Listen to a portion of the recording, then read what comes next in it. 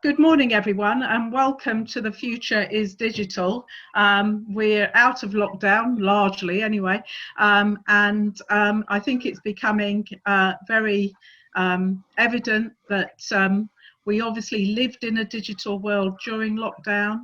We are still living in a digital world, and the digital world isn't going to go away any too soon. And for businesses, having a strong digital presence is really a necessary thing at the moment. So that's why we're doing this session today, to help you develop that. We're very pleased to do these series of Reach Out and Connect webinars in association with Merton Council, and pleased to have Sarah Xavier here from the Future Merton team. Also welcome to our chairman of the Merton Chamber of Commerce, John Merriman, who runs his own business as well, so listening on that. And the format for today really is that we're going to have two speakers. So Matt Donald, who runs his own web design business, is going to give us his insights on 5 ways to market your website. And then we're going to hear from Lisa Morley from Business Clan on how to use LinkedIn to promote your business. And actually, we all promote ourselves within LinkedIn as well, don't we? Both of those are all about brand awareness and driving traffic to your website, and therefore increasing business through that. So without further ado, we'll go straight into the speakers, and then, as I say, we'll do a Q&A at the end, and we aim to finish by 11:30. So firstly then, welcome to Matt, who I've lost. He is there. If you can unmute yourself then, Matt, and we'll pass over to you to hear some top tips about websites. Thank you. Hello guys, how's everybody doing? Look, it's difficult to talk about 5 ways to market your website in 15-20 minutes. So I've took a little bit of a license here today, and I condensed it into the 3 most popular ways to market your business, especially your website. The three ways to do it is via paid search. I'm sure you guys are familiar with that. It's basically AdWords on Google, or paying for adverts on social media. The second way is natural search. So that's you've heard the terms SEO, search engine optimization. And then the third way, and probably the most lucrative way in this day and age, is through social media. So just to start off with paid search, it's achieved on search engines like Google. Again, it's done on social media platforms. It's quick and it's fast advertising. But the downside is that it's very expensive, especially with Google AdWords. You'll find that thousands of pounds can be spent trying to advertise and to gain traffic for particular keywords where they might not even work for the business. So it's to be utilized with caution. The advantages, like I said, is the immediate advertising, the immediate traffic that you can receive. There's no long haul. You can sign up, you can pay, you can have an account, and you can immediately advertise your business, being on the top of Google or through the demographics on social media. The disadvantages, like I said, is the expense. It's massively costly. It requires constant monitoring and constant analysis. And without these constant things happening, the return on investment cannot be succeeded. You could try as hard as you want to, but if you don't monitor it and if you don't analyze it on a regular basis, you're throwing money away. The advice for paid search is it's an excellent starting point for anybody that has an initial website they want to start marketing their business, because it really helps to identify the phrases that pay.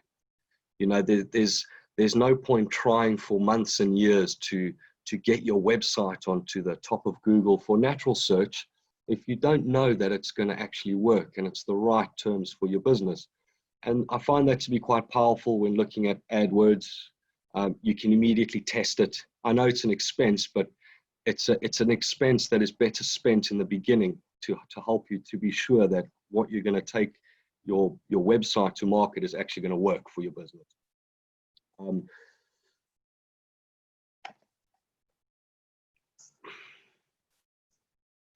Okay, so that's just an overview on paid search, and it just moves me to my next vehicle for marketing your website, which is natural search. And this is crucial for any business that wants to survive in the long run.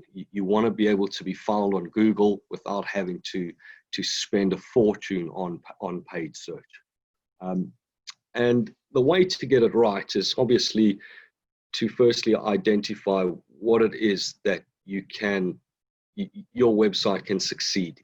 How your keywords are positioned and what keywords you can promote will enable the return on investment. And that's what brings me back to what I initially said about AdWords. It's good because you can test it. Like I said, there's no point in trying to market your website for a keyword that's not going to work.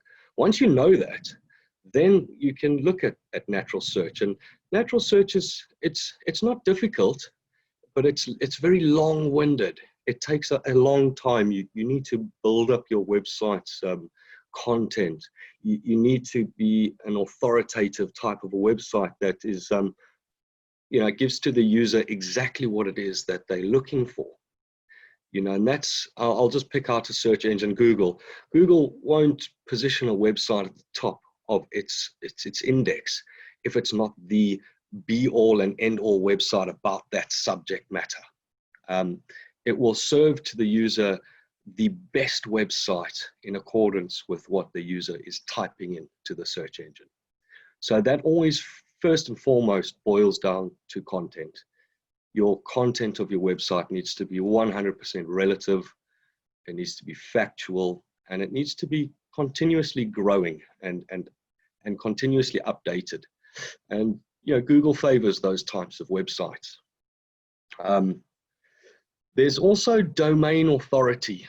So new websites and new domain names will really find it difficult to get to the top of Google for a particular search term, especially valuable search terms. But over time and over content growth, it will stand a chance. What people do, and in the old days, what they did was they did link building. So I suppose it might be considered as a bit of a black hat technique, because you're trying to manipulate the search algorithm to pick up your website and put it at the top. But it is a technique that works, and basically you've got to do it right. And in this day and age, it's really called outreach. You're trying to reach out to relevant websites and authoritative bodies, possibly good directories, but any resource that is mildly relevant to your business, and you want to get a backlink, and you want to do it naturally. So you want to write a lovely story about a particular subject, and you want to get a link to your website from that article. And the more links you have, the more your domain name increases in its authority. That, coupled with your growing content of your website and the relevancy to the subject matter, will give your website the chance to get to the top of Google. I'm not saying a very valuable keyword like car insurance, because going up against these types of websites, Money Supermarket and whatnot, it's almost an impossible feat. But you can look at your area related keywords and phrases that pay. And so that's natural search and paid search. Just an introduction to it, guys. And then the final thing, which I find is probably the way that everything's going to go, is social media. Social media is extremely lucrative, but if you want to engage in social media for the purpose of generating direct revenue, You need to turn back. You need to go back to paid search or try do SEO, because that's not the purpose. The purpose, the fundamental reasons to do social media is number one, to become and to be perceived as an expert in the field. And number two is to increase your brand and your product awareness. And number three is to build relationships and trust with people. And the last reason is to engage with other people on more of a personal level. These things that you do, and if you stick to these core values, this will indirectly generate revenue. You won't go engage on social and go to Instagram and show off pictures and then expect people to start buying your products. But by adopting this methodology and gaining followers and sharing your pictures and being personable with people and having and being an actual person, that is what will bring the trust into your business, and that is what will go out. That's what will flow out to other people, and word will spread, and that is where the revenue comes in, because people will then trust you and purchase your product in the future, should they want to or not. Those are the three marketing vehicles, in my opinion, the most popular marketing vehicles that should be adopted with a good-looking website. Okay, thank you, Matt, and I'm sure we will have quite a lot of questions on that. So some of them are coming through chat, because I think it's great to maybe hear some examples of people that do this particularly well as well. So maybe we could just come back to you. Let's move on then to Lisa, and Lisa is going to take us through LinkedIn, which is something I'm sure we're all on. Hope so. Well, that's the first step, Lisa, isn't it? And you know, I think one of the things, the context of all of this, it takes a lot of time.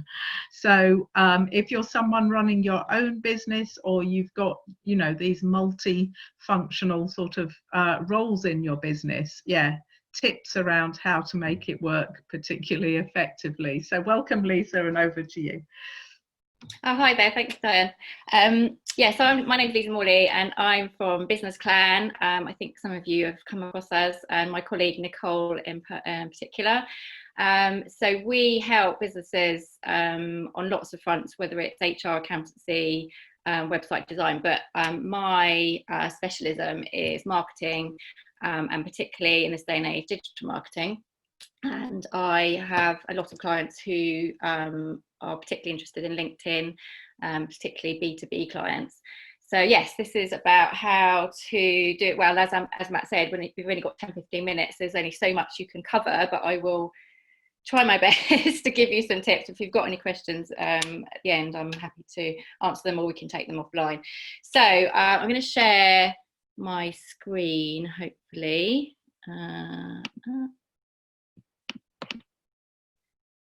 Okay, can everyone, or can you see that? Yeah, so this is the Business Clan LinkedIn page, just so that you can kind of see what I'm talking about. So the first tip, which I hope you've all heard and done, and you're all on top of this, is just to make sure that your business profile is updated. And this is updated regularly. So when you set it up, obviously you're going to spend a lot of time getting everything right, but you need to update it continuously. And if you have a rebrand, for instance, and you get new logos, the first thing you're going to do is update your social media profiles, and particularly if you're B2B, your LinkedIn profile. So the key things to think about are the header across the top, which can be a generic brand image, but just something very strong that sends the message about what you do. We are actually running this promotion at the moment with our HR team, so that's why it's very particular. You want your logo clear, sized properly for the square. You don't want it cut off. If you've got, so our logo is actually the green and grey circles with Business Clan, but obviously for the purposes of this, we've taken off the Business Clan text and just put in the actual logo itself. So there's nothing worse than having one that's cut off. And then the next most important thing is your about section. So if you haven't looked at this for a while, then I suggest that you go back and revisit it and do it offline, do it in Word, and really think about your story. Think about, you know, what you want to say about your business, how you can help people. So identify a pain point or pain points, and then how you can address them. We've started with our, you know, the awards that we've won, so that people can see that we're an award-winning business. I've just done one for a client, and Malone Architecture. I don't know if some of you know them. Anyway, and I just wrote a story about them, about what, you know, where it's Keith, where his passion lies, you know, why he does architecture. Then it, you know, talks about people that he's helped, what issues they had. So it's really worth taking some time to work on that about section. Okay, second tip is be social. So people think about Facebook, Instagram, Twitter, but LinkedIn is a social platform. It is a business platform, but it is a social platform. So yes, it's all well and good posting on your page and on your profile, but you need to show up. So you need to be liking, sharing, commenting, interacting on other people's posts, and that way they will come to you. So it might be that you're commenting on your connections posts, or complete strangers post, anything that's relevant to you or your business, that will get people to, you know, to increase your reach, so that people come to your business page. And don't just you know, when you're posting, don't just be selling. You know, you can just comment on something and it's just your point of view. It doesn't have to be, oh, and come to my website to buy the, or we do this. You know, be a bit more subtle about it. Just you're just getting your brand and your name out there. Okay, tip number 3 is when you're posting on your business profile, if you then share that post to your personal profile with your point of view, or a comment, or just something that makes it a little bit more personal, but it's still your company post, that will help. The algorithm likes to see the engagement on your posts. So it's kind of a kind of trick, really, to boost the algorithm, to make the algorithm think that your posts are being engaged with and interacted with and liked and shared. So if you, I wouldn't say do it with every post, but if you do sporadically do that, that will definitely help with the LinkedIn algorithm and getting you out there. And secondary to that, and this is tip number 4, if you have employees, make sure they are connected to your business page. So basically they need to do that themselves. So they need to, in their experience section, there is a drop down for the company that they work for. They need to click on that and make sure they're associated with your page. And then when you publish a post, you can ask them to be, like, notify them. So here, every time you publish a post, you can notify your employees. So again, don't do it every time, but if there's something that you think, yeah, this is a really good post and that they will want to share it, it just notifies them. They're not on LinkedIn all the time, which, you know, to be fair, some people aren't. Then it's just an easy way. And then again, that helps with your reach. It gets your content in front of their connections. And then when they, you know, if they like and comment on it as well, then that it's all great for the algorithm. Okay, so sorry, I'm rushing through this. What 8 tips? Tip number 5, think about your content. So content is king. Content is so important. Think about, you know, all your social media platforms, if you're more than one, are different. They've got different audiences. You should be talking to your audiences in a different way. And obviously LinkedIn is a very professional social platform, primarily aimed at a B2B audience. It's not to say you can't use it for B2C, but primarily B2B. So you don't use it in the same way as Facebook and Twitter. So you want to focus on content related to your business and your industry. As Matt said, you're setting yourself up as being that kind of expert, the go-to brand or person. You know, you think about what you don't think about what you want to write. Think about what your target audience want to see and what they are most likely to share. And then they if it's content that they want to see and share, they're more likely to keep sharing it and engaging with it, which again expands your reach and your profile. And eventually, when we come onto the paid ads section, you can hit them with the right message. When you're doing all this, you need to keep an eye on your insights. So if you're trying different types of posts, different types of content, you need to keep an eye on what is working. And where possible, and everyone's like, oh no, use video, because it's a proven fact that you get more engagement and you get more reach. It's just a fact. But you don't have to be, all singing, all dancing, 5-minute mini Hollywood movie. I don't know if any of you use Canva, but I can highly recommend Canva, and you can create, even if it's just like a slideshow, it's just a really great way of having a moving image on your feed that people, as they go down their feed, are much more likely to stop and look at what it is. But there's on all social, there's lots of other ways of publishing content as well. There's infographics. You can do your own podcast. You can slide share on. So you can share a presentation on LinkedIn. You can do a mini blog post. So really mix it up. I'd say that's always my top tip for social, is mixing up your content.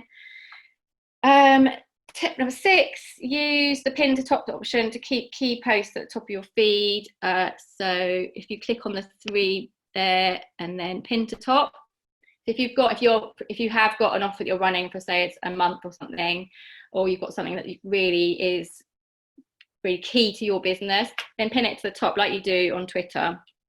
That's a fairly new option. So obviously for our Back on Track campaign, we've pinned that to the top, and then when we get our accountancy one starts next week, we'll pin that to the top. So just keep an eye on that. Tip number 7, okay, you can invite connections to follow your page. I don't know if you know about this, but you get 100 credits per month. So a lot of the time people are like, oh, I've got 500 connections, I've got 1,000 connections on my personal profile, but I've only got 100 people on my business page. But you can invite all your personal connections to follow your business page, so you get 100 credits per month. But if they're only used up if people accept them. So keep an eye on it, because it will change. So you'll send out your 100 invites, and then the next day you'll see you've still got 30 credits, and they can send another 30. And if you're more than a one-man band, if you have employees, if you make them an admin on your page, then they can invite their connections as well. So if you've got employees with lots of connections, it's a great way of getting people to, and they just get a notification to say that you've been invited to follow EG Business Clan, and it's just a really quick, easy way of growing your audience and helping people to find your page and your brand. Tip number 8, right, okay, so this, and something Matt touched on, is the paid ads option. So I don't know if many of you have gone down that route, but basically if you're looking to reach a new audience and drive traffic to your website, it's a brilliant platform, but also you can use it for retargeting the audiences that have been interacted with your LinkedIn page. But also you can upload your database, then you can create a matched audience, which is like the Facebook lookalike audience, if any of you have done that. So it's great. You need the LinkedIn Insight tag installed on your website. It's just a tiny bit of code. I'm not a developer, but apparently it's quite easy to install. And then that is like the Facebook pixel. It will track people that are coming to your website from LinkedIn. And then once you've built up a big enough audience, you can retarget them. So you could also run like a video ad. And then once that audience is big enough, you can retarget people that have watched, say, 50% or more of that video. That's quite a nice way to do it if you haven't got big databases full of people, or you're a new business. And what's really good about the LinkedIn ad platform is the way that you can target people, not only based on area, age, gender, but also on their job title or their industry, job seniority. So you can target people that are business owners, for instance, if that's your target audience for your business. There are a lot of permutation. It's a really clever tool if you just spend a little bit of time. If I show you screen things in the way. There we go. So this is what I'm in the middle of setting up for the our Back on Track for accountancy. So it's pretty straightforward. You can just add in your text, you add in we're doing a little video, you've got a headline, you've got your URL, and then you've got a call to action. And it's a really strong, and it just comes up as a sponsored post in the feed of the people that you're targeting. So we're obviously targeting business owners in the kind of southwest London area. And I would say probably for the first ad, maybe get a little bit of help just to know what you're doing. But it's very, very intuitive, and it tells you can change your budget, and it will tell you how many people you're going to reach depending on how much you want to spend. As a guide, you need to be looking at a minimum of £8 a day, but ideally more, especially to start with if you're trying to reach a cold audience. And it is an expensive platform, so it's your best is going to be probably about £2 a click, but LinkedIn say that anything up to £10 is a good result per click. So just bear that in mind, but it's very targeted and it's very good for creating leads. But that's a very big area. I could talk about LinkedIn ads for all day really. So if anyone's got any real desire to know more about that, then I can obviously talk to them separately if they need. So yeah, I think that's it for now. If anyone's got any. Thank you, Lisa. I'm sure we will have lots of, well, there are some questions coming up. So, I mean, from both you and Matt, obviously, you know, the devil's in the detail, isn't it? And it seems to me, you know, it's not only the time resource, it's the cost resource and where we put our precious pennies, if you like, and what gives good results. So Lisa, you've said obviously LinkedIn, very good for very targeted results. Matt, in terms of like the paid search, is that more broad brush then, just to get people coming into your website, or is that also good for very targeted results? You need to unmute yourself, Matt. Yeah, that's it. Yeah, no, I absolutely agree with what Lisa's saying.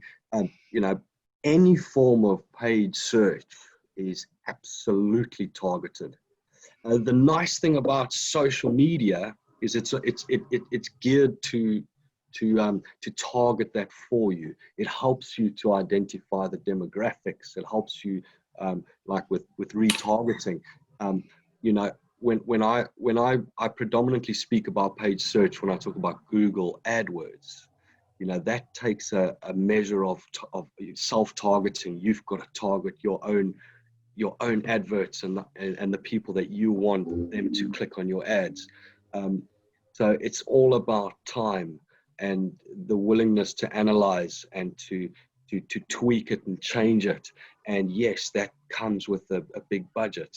But over time, the budget will decrease as you get better and better at it. And it will also help steer your marketing in other avenues, because you will have tried something and you will have had paid for it, and then you will have identified it does not work. I'm not going to try to do that again. So I always say, you know, paid search is a great starting point. But yes, it needs to be very targeted, whether you're doing it on social, whether you're doing it on search engines.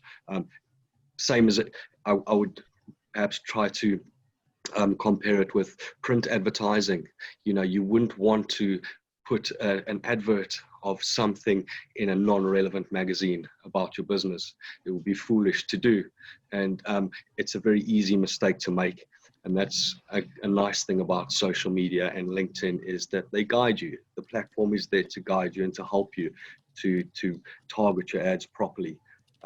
Obviously, the return on investment will be the ultimate answer to the question, which will take quite a lot of time and effort to get right. Okay, thank you. Right, we've got lots of questions. So Lisa and Matt, if you want to look in the chat, you'll see them there, because I'll take them in order of how they've been put there. So David from Wimbledon Community Association is talking about algorithms. And is there any difference between Google and other search engines in the way that their algorithms or the natural search algorithms work? So is that one for you, Matt? Yeah, hey David, that's a very good question, and to my knowledge, most certainly they are different in the way that they work. You know, that they have not been written by the same group of developers, and they are governed by the policies and the procedures of the search engine themselves.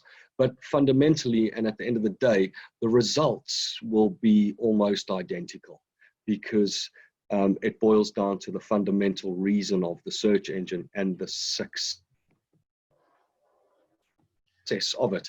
If to be successful, it needs to give to the user exactly the right, correct, and truthful information that they're looking for.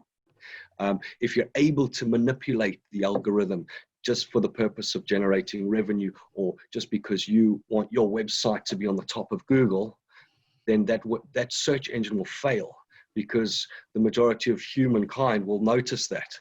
And that's the fundamental, you know, the reasoning why, although the coding and the infrastructure of the algorithms will be different, the end result will be very similar, because again, it needs to be the perfect result of what you're looking for. And yeah, so again, just to get a bit more factual about the answer, if I was to do a search in Google for a particular something, I would probably find there would be some differences in say Bing or a different search engine, and that's where the evidence is that it's not the exact same algorithm.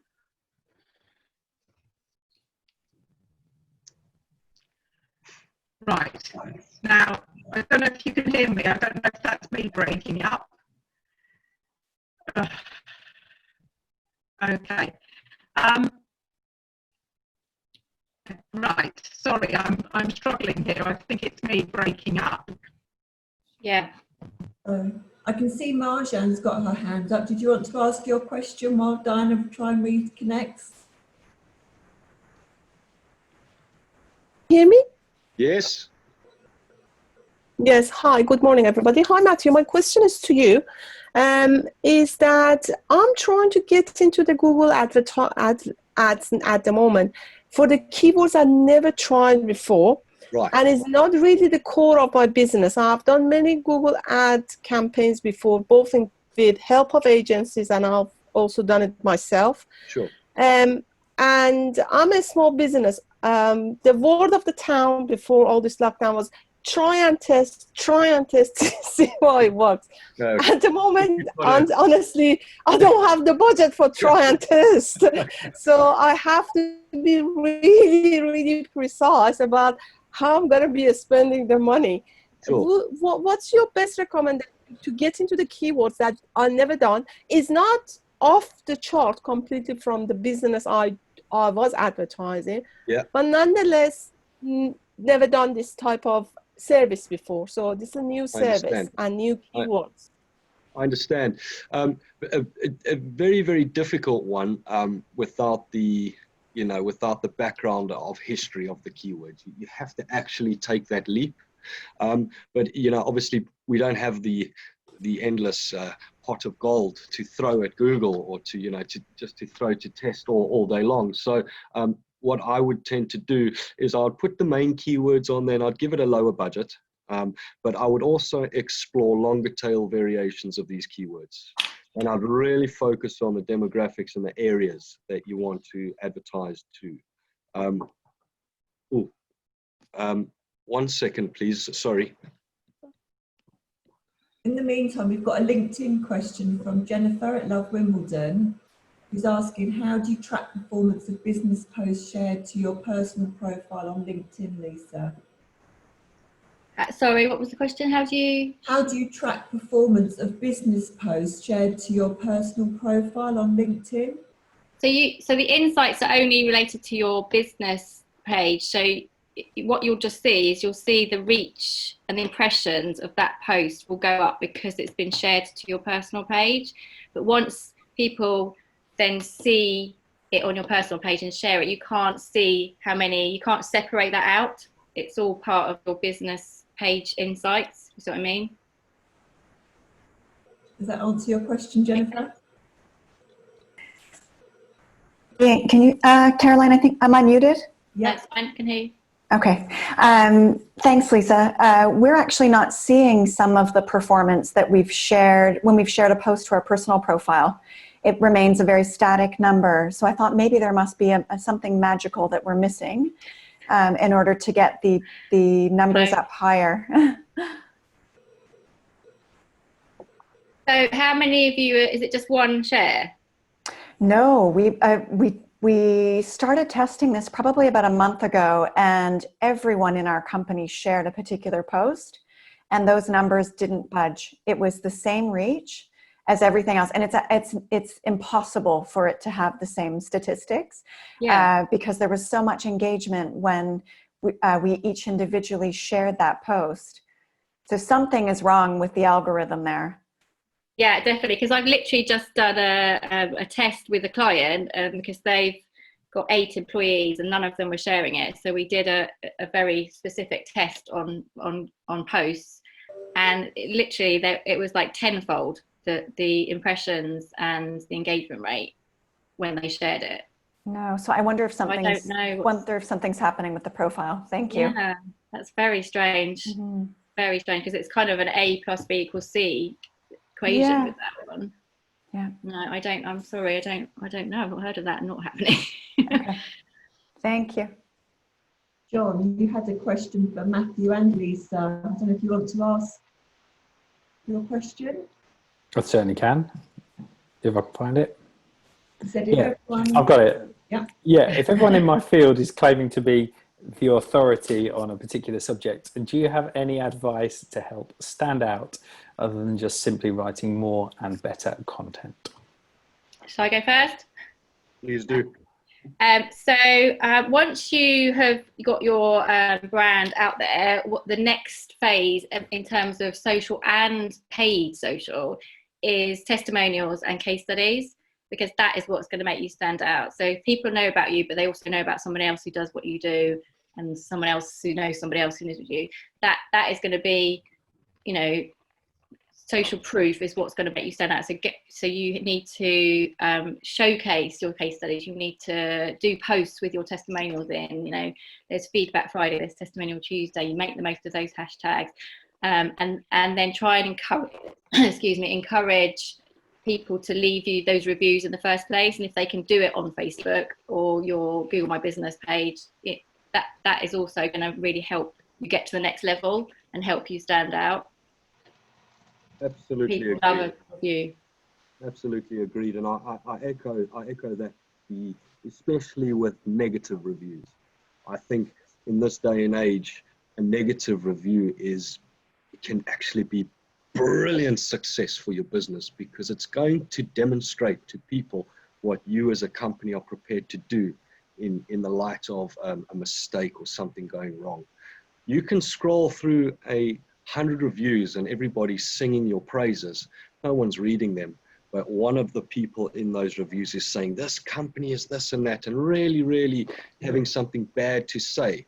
And what people want to see is how that company is responding to it, what they're prepared to do, and just the general character of the company. That makes you stand out.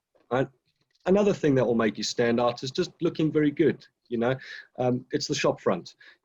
I'll paint a picture like you're walking down the high street and you're looking for somewhere to eat. Are you going to go into the place that's nice and clean and the food looks lovely and fresh, or are you going to go to the place that's a little bit grimy and dirty, which is going to be better for you? And again, that's your branding, how your website works, the usability of it, the user experience of it. These kind of things are fundamental, especially if you're going to take something to market. Thanks both very much. Hopefully that's answered your question, John. Marjan, I think, hadn't finished her question Marjan, to yeah, you. I do apologise. So we'll go back to Marjan so she can complete I had to that. run to the door. Yeah, I think though, you know, you don't want to go for the car insurance keyword. You want to explore the longer tail variations. I say the word car insurance because I'm just envisaging somebody that sells car insurance. You know, if you're going to advertise yourself on the top of Google for car insurance, you can be paying between 15 and 30 pounds per click, you know, easily. But you can do longer tail variations, you know, car insurance for women drivers, car insurance in SW19. You can really, really use longer tail variations. And when you've got the entire keyword list down, you can set particular budgets per keyword. I would go a little bit lower for the main big keywords just to test to see what happens. I can give you an example. We work with a company called Saligo Design, and they do antique mirror glass. Yeah, so one of the main keywords, of course, is antique mirror. And we advertise for that keywords, but funnily enough, when people search for that keywords, what they're actually envisaging and looking for is a mirror that has an antique frame around it. It's not the actual glass itself. So, you know, we refine the keyword to be antique mirror glass or patterned mirror glass. Just the addition of that glass took it took a couple of months to identify that, and it took a cost to identify that. And again, you do need to take the leap, but I wouldn't throw the entire budget at it. I would really diversify the keyword list and spend a lot of time monitoring it, analyzing it, removing the negative keywords, you know, just yeah, fully understanding what is happening with the traffic, where they're coming to, and learning and identifying those phrases that will pay. Just one question, Matthew, is about, sorry if I'm echoing, I don't know why I'm echoing. One question about this long tail keywords. Yeah. And normally use Uber Suggest for finding longer tail keywords. Is that a good source, or do I need to divert to somewhere else? No, it's good. I mean, often you can use third-party platforms to help you out to identify them. But if you're the person that is selling the product, the best place for the longer tail search terms to come from is going to be yourself. Logically thinking about it, the product that you sell, you can come up with that list. And you know, in AdWords, Google does allow for many variations of a particular search term to be found if you select it. So you can rely on that. There are many ways, but you know, I would really sit down and think about it myself.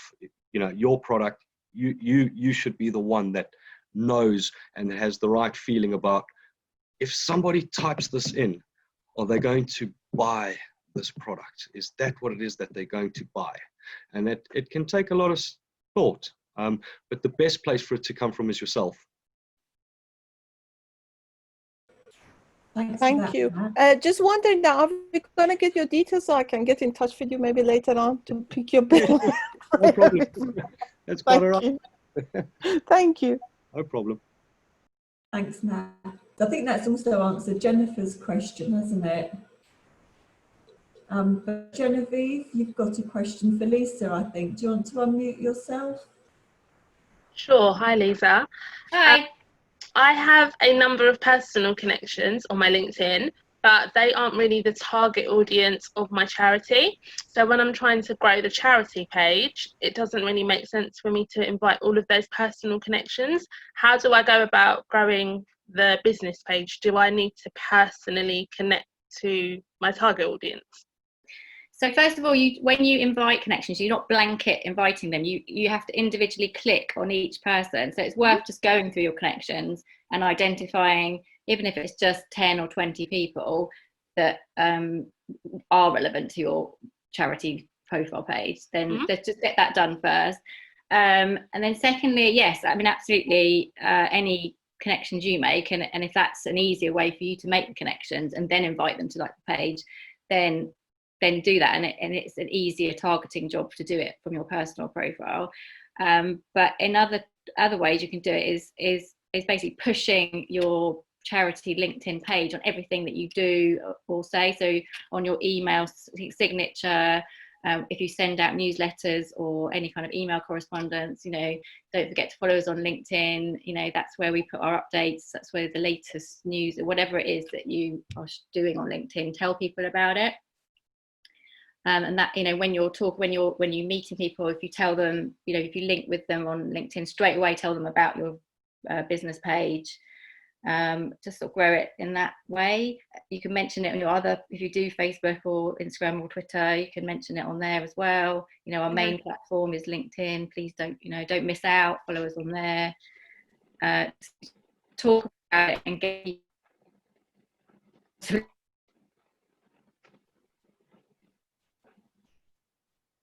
We're losing Lisa now. Yeah. I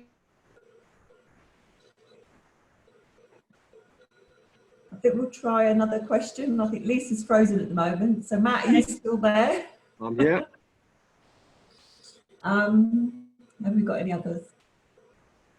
I think Heather, you had a question, but I think it might be for. You've actually got a question about Facebook that Matt might be able to answer. Possibly could. Yeah, I mean, it's just I've got a Facebook page. I've had it for quite a long time. I used to get quite a lot of response from it. But now it's just really, I'm just shocked over the last month. I'm almost getting nothing from very similar posts. I haven't changed. I have quite an active Facebook page in that I actually put on quite a lot of social posts on it. And I have quite a good, very actually low business posts. So it's quite interesting. Do you know what I mean? It's not just pushing. But it's just suddenly dried up, and I just wondered if it's a general problem, if Facebook is restricting much more than it used to, or something like that. Oh, there's probably many reasons. I would probably immediately think about the current climate. I mean, has this been going on over the last month, or has it actually been happening since lockdown? No, it's just the last month. That's why I'm surprised. Last month. May I ask what is the product?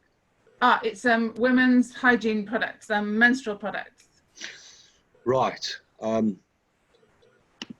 wouldn't think that it's got anything to do with Facebook restricting your advertising or your readership. I wouldn't think that. First off, I would think that there's possibly something that's going on in the entire market itself.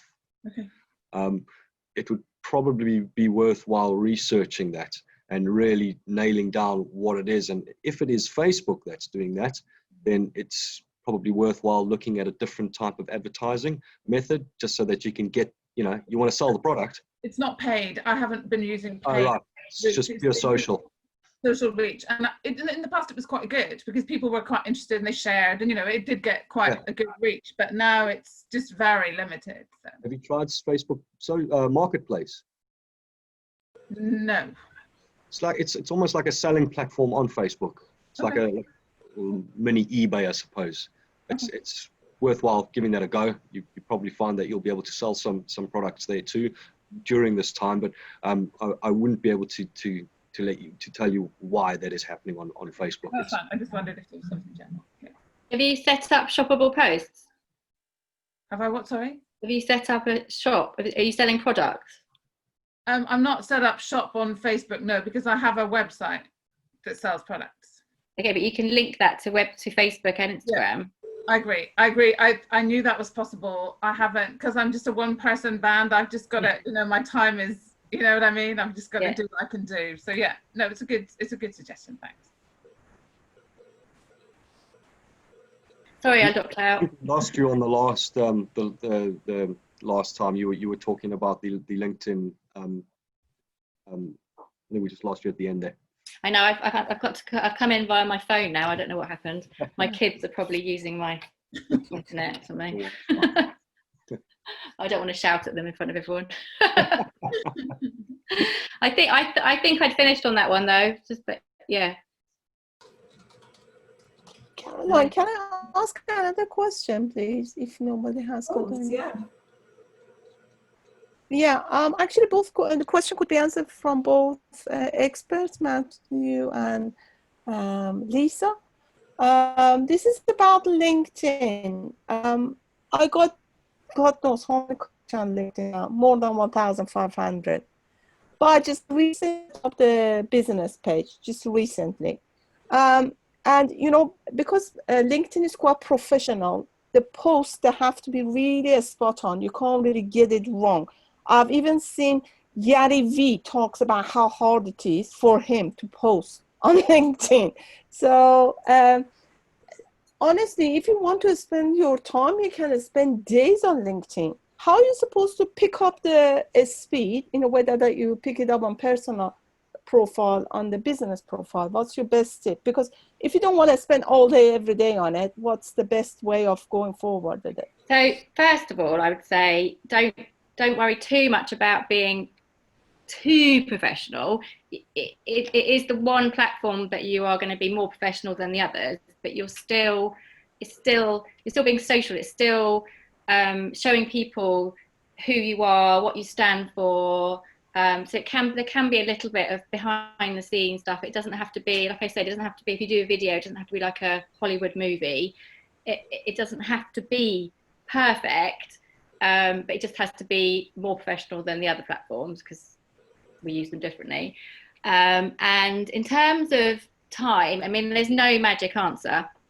Social is very time consuming, which is why a lot of companies outsource it. But the top tip I would say is to have a calendar. I just use an Excel calendar on a spreadsheet. I set it up for the year, and about the third week of the month before, I go in and I put in sort of subject headers. I don't write the post, I just put in subject headers. I put in I might put in a couple of testimonial Tuesdays, and I know that those are the 2 days that month I'm going to post a testimonial. If there's any trending or national awareness days that are relevant to me, then I'll put those in, and you just kind of start to populate it. And then if you want to use a scheduler, so we use Business Plan, we use Hootsuite, then you can just go in and at least then you've got your subjects. And it's also a good way of, if you've got different products, for instance, or you've got different elements of your service, is to make sure that you're not just talking about one product or service throughout the whole month. You need to vary it. And if you've got an offer, you need to put that in, but you don't want to be talking about that offer every day, because you don't want to be sell. And then suddenly, before you know it, you've got 20 days of content sort of planned out. And then you go to your scheduler like Hootsuite, and you if you can, I wouldn't do it all in one go because you'll just be like, oh, but maybe do, have 3 hours throughout the week, 1 hour, have a day off, another hour, have a day off, another hour, and you should be able to get it all done. But I would say leave some gaps, because you want to be reactive as well. So if there's something that's in the news, for instance, that's really relevant to your product or service or your brand, then you want to be sharing that and talking about that. So you don't have to religiously fill every single day. And I schedule things like sharing an article. So for Malone Architecture, if I look for an article about, property prices post lockdown, and then I'll think, right, okay, well, I'll put that in for Tuesday, and then I just go and find an article and share that. So don't overthink it, but just try. The more you can plan, the easier it will be, rather than on the day, oh God, what am I going to put? Oh no, and then I'll write, oh no, I don't know what. Do you know what I mean? It just, if you can take a step back and do it a month ahead as much as possible, then that will hopefully alleviate some of the stress. But it is time consuming. There's no getting away from it, especially if you're doing it across 3 different platforms. Because ideally you're writing different content. I completely agree. If you've got something to do and you want to do it properly, there's you need to plan for it and take your time on that aspect. If you can dedicate and split up the time, it will serve a better purpose than trying to cram in doing everything in one given point of time. That's good. But again, you must remember it is a social site, and social is an important word. It is more professional than the others, but it's social. It means that it's a person, and we are humans. We make mistakes, and people see that. People see our vulnerabilities, and it's important to expose that, because then people will learn to trust you. And that's an important part. So, you know, I would say that, you know, that don't hide behind being too professional. Be as professional as you can, but professional to the extent that you've got your grammar right, the spelling is correct. You know, these are the important parts. That's embarrassing. You make a silly mistake like that's very embarrassing. But if you make a little tongue in cheek, or you do something a little bit out there on LinkedIn, is great. Good. You stand out a little bit. Yeah, definitely. I think we've probably come to the end of our session. So I know John wanted to just join in as well, because we've lost Diana, sadly, in the joys of digital. So John, did you want to say anything to wrap up? No, I'm just happy. Yeah, as soon as I noticed Diana disappear, I just thought I would say just a very quick thank you to everybody for joining. And Matthew and Lisa in particular, thank you for your personal responses. I think sometimes the personal responses to do with your own businesses and your own work and your own practical applications are so much more useful than just a theory, which all of us can read online. So thank you so much, both of you, for bringing that. Caroline, have you got information about the upcoming events? Yeah. There we are. Thank you. 13th of August, we're networking with Wandsworth and Kingston Chamber online. Sadly, it's still online again. But do come and join us for our members. And then tomorrow we've got, I think there's a Merton Council event actually going on at the moment, which is a bit of a shame, but there is a reach out and connect with Merton Council tomorrow morning for those in the restaurant, cafe, pub sector. So that's an industry specific one that the regulatory services team there are running. Brilliant. Caroline, thank you so much for that as well. I think we'll wrap it up. That's exactly 11:30. I'd like to be on time. There was a final question there from David that ended up saying, is there a place for old-fashioned flyers post these days? Yes, I'll just add that just to wrap us up. Thank you so much, everybody, for joining. I really appreciate it. And we'll see you all at an event online or in reality soon. Thank you.